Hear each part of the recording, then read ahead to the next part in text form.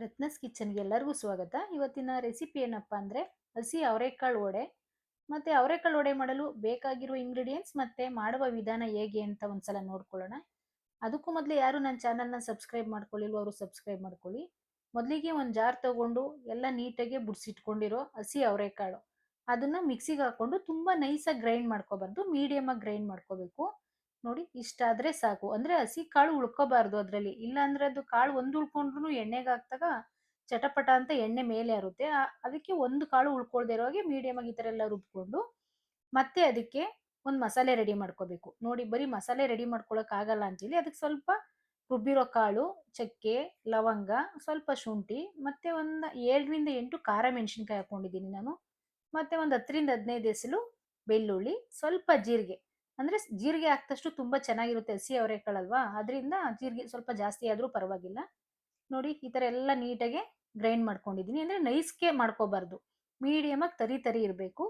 ಇಷ್ಟು ಮಾಡ್ಕೊಂಡ್ರೆ ಸಾಕು. ಮತ್ತೆ ಇವಾಗ ಒಂದು ಪಾತ್ರೆ ತಗೊಂಡು ರುಬ್ಬಿಟ್ಕೊಂಡಿದೀವಲ್ಲ ಕಾಳೆಲ್ಲ, ಅದನ್ನೆಲ್ಲ ಇದಕ್ಕೆ ಸೇರ್ಸ್ಕೊಂತಾ ಇದ್ದೀನಿ. ಅಂದ್ರೆ ಒಂದ್ ಬೌಲ್ ಕಾಳು ತಗೊಂಡಿದೆ. ಈಗ ಈರುಳ್ಳಿ ಹಾಕ್ತಾ ಇದ್ದೀನಲ್ಲ ಅದೇ ಬೌಲಲ್ಲಿ ನೋಡಿ, ಇದ್ರಲ್ಲೇ ಹಸಿ ಅವರೆಕಾಳು ತಗೊಂಡಿದ್ದು, ಅದರಲ್ಲೇ ಒಂದು ಬೌಲು ಈರುಳ್ಳಿ, ಸ್ವಲ್ಪ ಕೊತ್ತಂಬರಿ ಸೊಪ್ಪು, ಸ್ವಲ್ಪ ಸಬ್ಬಕ್ಕಿ ಸೊಪ್ಪು, ಮತ್ತೆ ಸ್ವಲ್ಪ ಕರಿಬೇವಿನ ಸೊಪ್ಪು ಸಣ್ಣ ಸಣ್ಣದಾಗಿ ಕಟ್ ಮಾಡಿಟ್ಕೊಂಡಿದೆ. ಮತ್ತೆ ರುಬ್ಬಿಟ್ಕೊಂಡಿರೋ ಮಸಾಲೆ ಅಷ್ಟು ಹಾಕೊಂಡು ರುಚಿಗೆ ಎಷ್ಟು ಬೇಕೋ ಅಷ್ಟು, ಉಪ್ಪು ಜಾಸ್ತಿ ಹಾಕೋಬಾರ್ದು ಯಾಕೆಂದ್ರೆ ಬೇಗ ಇನ್ನೊಂದ್ಸಲ ನೋಡ್ಬೇಕಾದ್ರೂ ಹಾಕೋಬಹುದು ಟೇಸ್ಟ್ ನೋಡ್ಕೊಂಡು. ಅದನ್ನೆಲ್ಲನೂ ಕೈಯಲ್ಲಿ ನೀಟಾಗಿ ಕಲಿಸ್ಬೇಕು, ಯಾಕೆಂದ್ರೆ ಈರುಳ್ಳಿ ಎಲ್ಲ ಇರುತ್ತಲ್ಲ ಫುಲ್ಲು, ಅದರಿಂದ ನೀಟಾಗಿ ಕೈಯಲ್ಲಿ ಕಲ್ಸಿದ್ರೇನೆ ಅದು ಉಂಡೆ ಎಲ್ಲ ಚೆನ್ನಾಗಿ ಬರೋದು. ಮತ್ತೆ ಅದಕ್ಕೆ ಒಂದು ಸಣ್ಣ ಬೌಲಲ್ಲಿ ಕಡಲೆ ಹಿಟ್ಟು, ಮತ್ತೆ ಅದೇ ಬೌಲಲ್ಲಿ ಅಕ್ಕಿ ಹಿಟ್ಟು, ಇದಿಷ್ಟು ಹಾಕೊಂಡು ಕೈನ ನೀಟಾಗಿ ವಾಶ್ ಮಾಡ್ಕೊಂಡು ಕೈಯಿಂದನೇ ಕಲ್ಸಿದ್ರೆ ತುಂಬಾ ಚೆನ್ನಾಗಿ ಬರುತ್ತೆ. ಯಾಕೆಂದ್ರೆ ಈರುಳ್ಳಿ ಎಲ್ಲ ನೀಟಾಗಿ ಮಿಕ್ಸ್ ಆಗ್ಬೇಕಲ್ಲ, ಅದರಿಂದ ಸ್ಪೂನಲ್ಲೂ ಕಲ್ಸ್ಬೋದು, ಆದ್ರೆ ಉಂಡೆ ನೀಟಾಗಿ ಬರಬೇಕು ಅಂದ್ರೆ ಕೈಯಲ್ಲೇ ನೀಟಾಗಿ ಈ ತರ ಕಲ್ಸೋದ್ರಿಂದ ತುಂಬಾ ಚೆನ್ನಾಗಿ ಬರುತ್ತೆ. ಮತ್ತೆ ಅಕ್ಕಿ ಹಿಟ್ಟು ಹಾಕಿರೋದ್ರಿಂದ ಕ್ರಿಸ್ಪಿಯಾಗಿ ಬರುತ್ತೆ, ಮತ್ತೆ ವಡೆ ಏನು ಒಡೆದೋಗಲ್ಲ. ನೋಡಿ ಉಂಡೆ ಎಷ್ಟು ಚೆನ್ನಾಗಿ ಬರ್ತಿದೆ ಅಂತ. ನೋಡ್ಕೋಬೇಕು ಹಿಂಗ್ ಒಂದ್ಸಲ ಉಂಡೆ ನೀಟಾಗಿ ಬರುತ್ತಾ ಏನು ಅಂತ ನೋಡ್ಕೊಂಡು ಎಲ್ಲ ರೆಡಿ ಮಾಡಿ ಇಟ್ಕೊಂಡು, ನಂತರ ಸ್ಟವ್ ಹಚ್ಕೊಂಡು ಒಂದು ಪಾನ್ ತಗೊಂಡು ಅದಕ್ಕೆ ಎಣ್ಣೆ ಹಾಕೊಬೇಕು. ಸ್ವಲ್ಪ ಎಣ್ಣೆ ಕಾಯೋ ತನಕ ಐ ಫ್ಲೇಮಲ್ಲೇ ಇಟ್ಕೊಬೇಕು. ಎಣ್ಣೆ ಕಾದ ತಕ್ಷಣ ನಾವು ವಡೆ ಹಾಕುವಾಗ ಮೀಡಿಯಂ ಫ್ಲೇಮಲ್ಲಿ ಇಟ್ಕೋಬೇಕು. ಯಾಕೆಂದ್ರೆ ಐ ಫ್ಲೇಮ್ ಆದ್ರೆ ಮೇಲೆಲ್ಲ ಬೇಯುತ್ತೆ, ಒಳಗೆಲ್ಲ ಹಸಿ ಹಸಿ ಹಂಗೆ ಇರುತ್ತೆ. ಫುಲ್ ಲೋ ಫ್ಲೇಮು ಆಗ್ಬಾರ್ದು, ಹೈ ಫ್ಲೇಮು ಮಾಡ್ಕೋಬಾರ್ದು, ಮೀಡಿಯಂ ಫ್ಲೇಮಲ್ಲಿ ಇಟ್ಕೊಂಡು ಈ ತರ ತುಂಬಾ ತೆಳು ಮಾಡ್ಕೋಬಾರ್ದು, ಇಲ್ಲ ಅತಿ ಮಂದನೂ ಮಾಡ್ಕೋಬಾರ್ದು. ಮೀಡಿಯಂ ಆಗಿ ಇದನ್ನೂ ಅಷ್ಟೇ ವಡೆನು ಕ್ಲೀನಾಗಿ ತಟ್ಟಿಟ್ಕೋಬೇಕು. ನೋಡಿ ಒಂದೊಂದೇ ಒಂದೊಂದೇ ಸ್ವಲ್ಪ ಸ್ವಲ್ಪ ದೂರ ದೂರ ಹಾಕ್ಬೇಕು.